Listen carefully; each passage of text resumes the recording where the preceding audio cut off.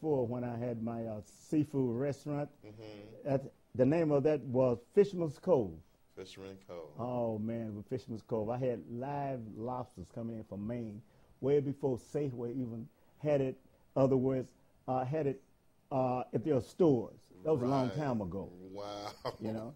Wow. And now all Safeways and Lucky's, they have live lobsters in a tank. You know, I just really, I somewhat built the tank. Set the code. There you go. Yeah, you set the pace.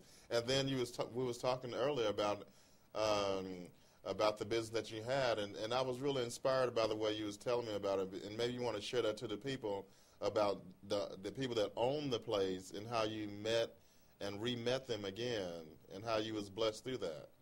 Oh, it happened that it was a huge restaurant in Oakland called King Richard's. Mm-hmm. Okay, and a young man was running the business at that particular time. We was the same age. His name was Jack Mariana, I should say. Yes, right? yes. So what happened, I was looking for a seafood restaurant. Right. It was a corner vacant building there. Mm-hmm. So I obviously wanted to be on the corner because you could do more advertising for that I was concerned. Yeah. On the corner. Traffic coming from both directions, you know, so I had a drone on live. You know, what I did drove, I know I'm going to be a little faster here. Mm-hmm. I had a live lobsters grown on the building, but really, back to what you said, how this really happened, has taken place was that his father was running the liquor store, and his mother was there, you know, the bar, I should say. Mm-hmm. But what had happened, this elder man was walking down the hill going into this business, and he could not stop. So I grabbed him and snatched him back out of the street and taking him back home. Saving his life. He was about to get hit. Right. Oh, you know, you're supposed to respect your elders. Woo, you know? That's the point I was getting to. Right. Yeah, so I taken him there, back home, and I began to talk to him and his wife. They asked me, said, well, you know what, King Richards, that's down in Jaggler on the Square, which everyone knows they're here in Oakland. And he said, I have a son, have a restaurant and bar. His name is Jack. I said, oh, yeah, I know Jack. Jack's my friend. Wow. You know, so it's just such a small world. Right. Because we used to talk, Jack, I used to go down to this restaurant, man, and at that particular time, I had a tab I paid once a year. Yeah. That's trust, and that's faith, and that's respect. Wow. You That's know? right. Your word is your bond. That meant much. Absolutely. So I began to talk with his parents, and we just was talking and asked me, well, other words, when you are going to open up the restaurant, and I was talking about I was going to take a ride, and I was going to decide what the name I was going to take, what the name was going to be. Right.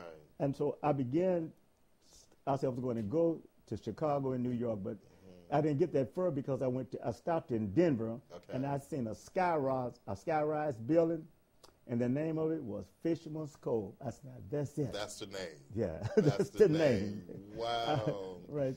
So really, after that, I opened the restaurant up, and the Jack, the son, his parents was getting sick. Okay. So he asked me, did I want it to take the business over? I had the restaurant, the bar, the home and back, and 2 homes on the side of me. So you can have all that for just $500 a month. Wow. That's going to show that he trusted me, had faith. Wow. You know, I had built up a relationship. That's what you have to do now. You have to build up relationships like the TRW. Other words, you get credit when someone doesn't know you. So I had created a credibility with Jack, their son. Right. So it was no problem there. I was a young man, probably about 28 at that time. Wow.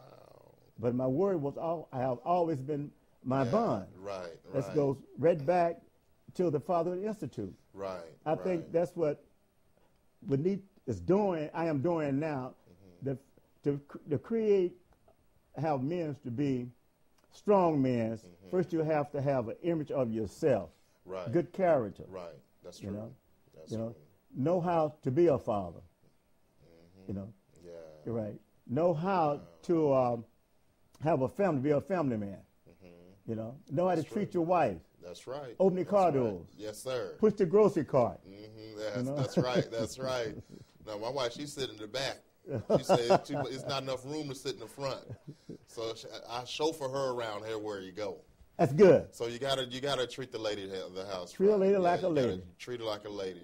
You got a sign in the stores that says something similar to that. Or do it say exactly that? It says exactly that. Exactly that. Treat a lady like a lady. I came from a good woman. Yeah, that's right. That's 98. Right.